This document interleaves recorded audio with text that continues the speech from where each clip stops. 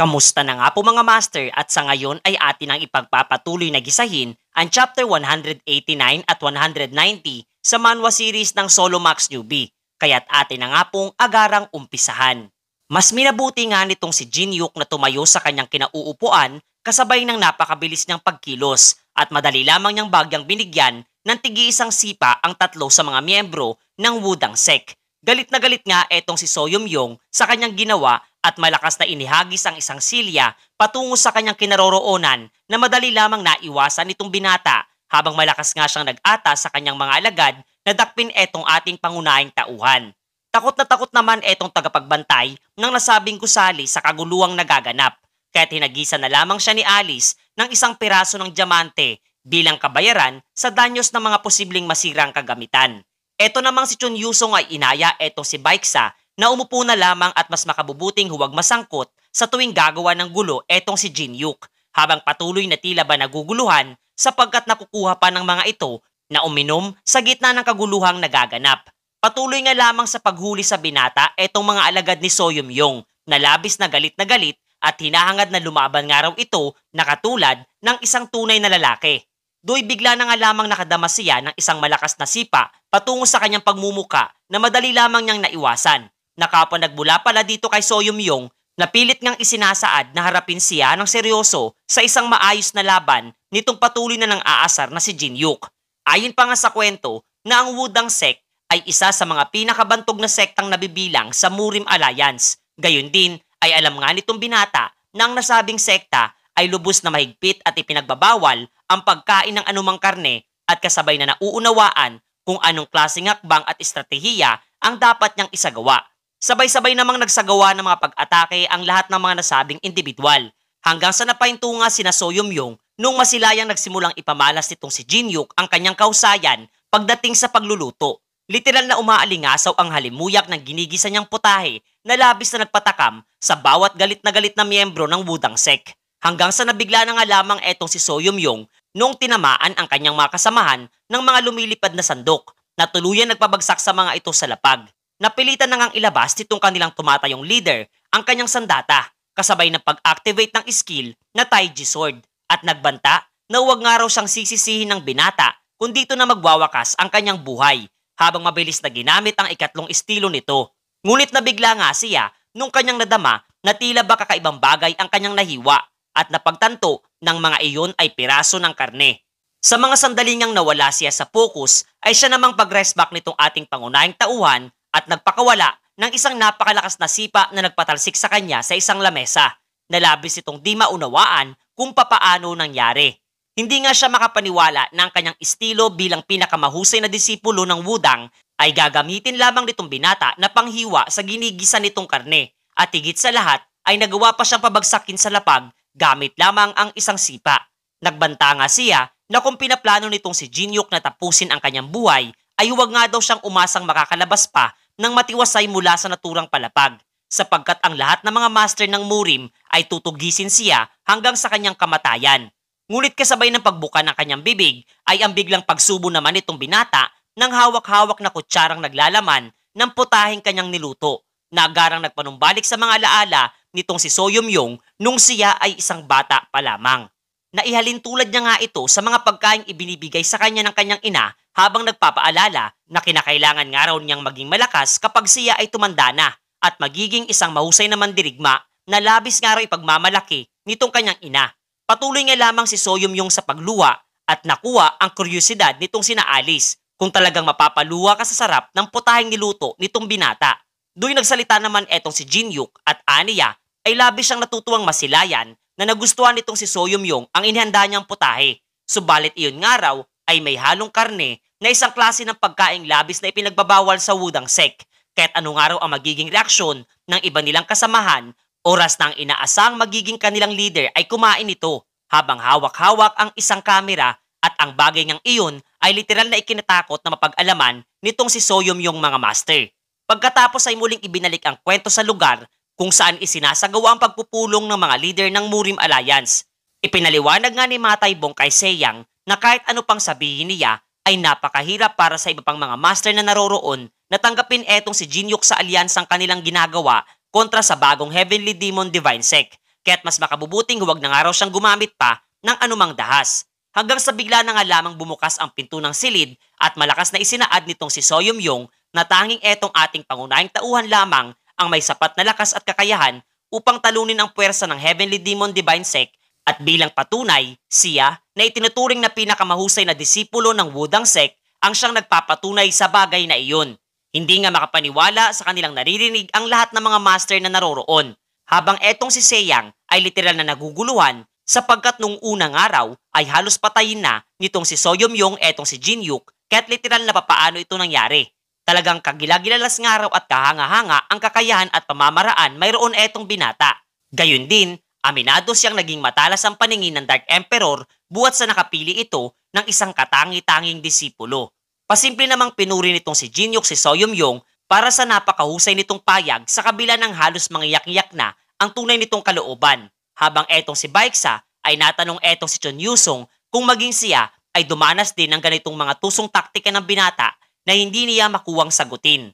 Sa mga oras ngang iyon, buhat ng kilala ang kapangyarihan ng Wudang Sect sa kanilang samahan ay napagpasya na ni Ma Taibong na siya ang manguna sa kanilang lahat na labis na ikinabiglang marinig ng iba pang mga elders na naroroon sa loob ng silid. Dagdag pa nga niya na kung mayroon silang personal na galit sa binata ay mas makabubuting isang tabi na muna nila ito hanggang sa matapos at maresolba ang problemang kanilang kinakaharap sa kasalukuyan.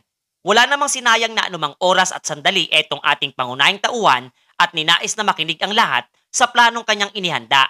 Ayon pa nga sa kanya ay ipapakita nga raw niya sa kanila bilang bagong commander ng Martial Alliance kung papaano sila makikipaglaban sa digmaang kinasasangkutan. Lumipas pa nga ang ilang araw at ating masisilayan ang patuloy na pagmarcha ng hukbo ng mga Kangxi at iba pang mga miyembro ng Heavenly Demon Divine Sect. Ang isa nga sa mga ito ay agad na ipinagbigay alam kay Sima ang tungkol sa mga naglalakihang gumuhong bato na nakaharang sa kanilang mga daraanan. Habang sa itaas nilang bahagi ay masisilayan ang mga taong biglang sabay-sabay na naghulog ng malalaking tipak na mga bato na labis nilang ikinabiglang mapag-alaman mga master. Agarang inactivate ni Sima ang skill niyang barrier at inatasan ang mga Kangxi na protektahan siya mula sa napakaraming bumabagsak na bato at ang lahat ng mga nangyayari ay pinagmamasdan ni Chon Yusong mula sa itaas nilang bahagi kasama si Baeksa na ayon pa nga sa babae ay nakakakilabot nga raw ang lakas ng mga nasabing nilalang buhat sa wala man lang naging epekto sa mga ito ang mga naglalakihang tipak na mga bato na kanilang inihulog para sa nasabing hukbo.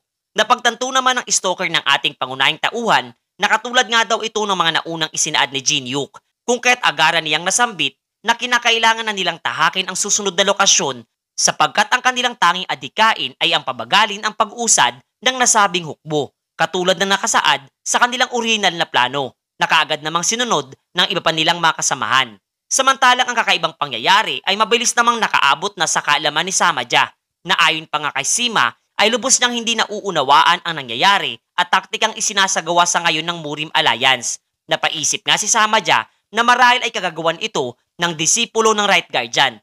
Ngunit hindi naman siya nababahala sa naturang bagay sapagkat kung malalagay nga daw talaga sila sa isang delikadong sitwasyon ay mapipilitan siyang gamitin ang itinatagong alas sa kanyang kamay habang nakaharap sa isang malaking bato na may nakaukit na dragon. Pagkatapos ay ipinakita naman etong shop na pagmamay-ari ng panday na si Aaron na tinawagan nga ni Jinyuk sa mga oras na iyon upang kamustahin ang bagay na pinapagawa niya sa kanya na ayon pa nga sa lasinggerong panday ay malapit niya na itong matapos at ang item na kanyang tinutukoy ay walang iba kundi ang mismong Dragon Slayer Sword Balmung. Ngunit hindi lamang pala iyon ang item na dumadaan sa proseso ng enhancement sa kasalukuyan na ayon pa nga kay Aaron na maging iyon ay kanya nang unang natapos at planong ipadala kay Jinyuk kasabay ng espadang Balmung. Masaya nga etong binata sa kanyang napag-alaman habang isang bagay na lamang di umano ang kanyang kinakailangang asikasuhin. Nalulungkot nga etong si Soyumyong sa kalagayan ng mga taong naroroon at labis na nakadarama ng galit sa mga individual na may gawa ng nasabing pag-atake.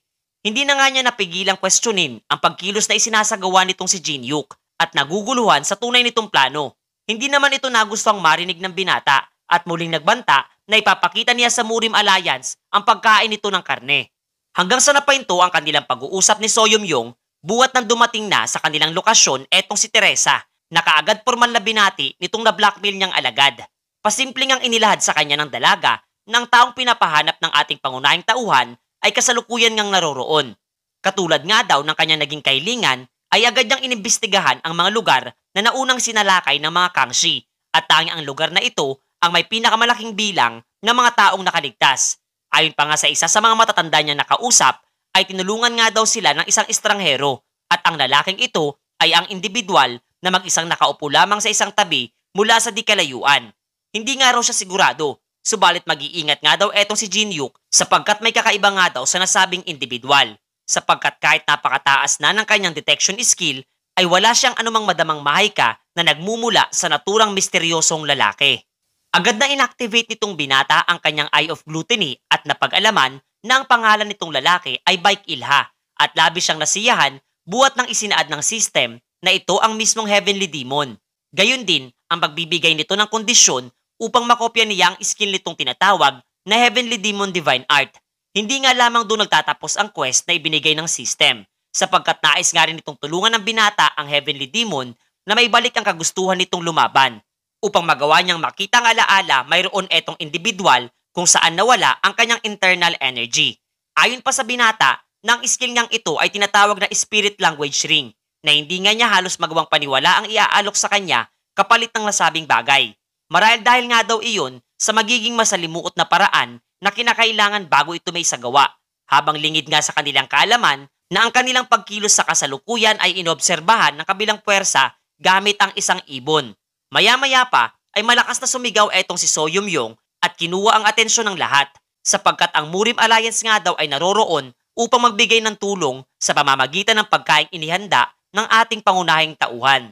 Matapos nga niyang maluto ito ay nagsimula na sina Teresa na ipamahagi ang pagkain para sa lahat na labis kang nagustuhan ng mga individual na nakatikim nito. Ayon pa nga kay Soyumyong na ang lahat ng mga taong naroroon ay nawala ang lahat mayroon sila. Subalit nabigyan ng bagyang pag-asa mula sa isang malinamnam na pagkain. Hindi nga makapaniwala itong nasabing lalaki sapagkat buong akala niya ay tanging isang sadista at walang pusong individual lamang itong ating pangunahing tauhan. At napapaisip nga rin siya kung magagawa niyang makatulong din sa iba kagaya nitong si Jinhyuk. Masisilayan nga din natin etong Heavenly Demon na patuloy lamang na nakaupo sa isang tabi at labis na nabigla nung inabutan siya ng isang mangkok ng pagkain nitong ating pangunahing tauhan. Subalit mabilis na tinanggihan naman itong tanggapin ni Baik Ilha sapagkat hindi nga raw siya karapat dapat na tumanggap ng ganoong mga bagay. Habang sa isip-isip nga ng binata ay mukhang hindi pa ito nakakakain sa loob ng isang linggo at nasa hindi maayos na kalagayan. Kung kahit ayaw niya nga itong tanggapin, ay mas minabuti pa rin ni Jinhyuk na ilapag ito sa kanyang harapan at nag-iisip ng panibagong paraan upang muling mabuhayan ng loob etong Heavenly Demon. Aminado nga siyang malaga para sa kanya na makopya ang skill itong nasabing individual upang mas mapabilis ang pag-akyat niya sa tore. Lalo na't sa kasalukuyan ay nagdudulot ng kaguluhan ang isang ancient being. Kaya't malaking palaisipan para sa kanya kung papaano niya magagawa ang kahilingang nais na mangyari nitong system. Pagkatapos ay bigla na nga lamang kuminang ang kanyang suot na Brahms ring at kasabay na lumabas etong si Alice. Nangangamba nga ito, buhat sa aniya ay kanyang malakas na nadarama ang paparating na puwersa na ipinadala nitong ancient being patungo sa kanilang mismong lokasyon. Agara namang nagdulot ito ng matinding takot sa lahat ng naroroon, lalo na nung lumitaw mula sa di kalayuan ang pulutong ng napakaraming bilang ng mga Kangxi. Nagsalita naman etong si Sima na katulad nga daw ng inaasahan nitong si Samaja, na kaya gumagawa itong binata ng ganong klaseng taktika ay tanging upang magawa nitong mahanap ang kinaroroonan nitong Heavenly Demon. Kasabay ng pagbibigay diin na ang kinikilala nilang leader ng sekta ay hindi na siya. At eto nga raw si Samaja ang bagong Heavenly Demon.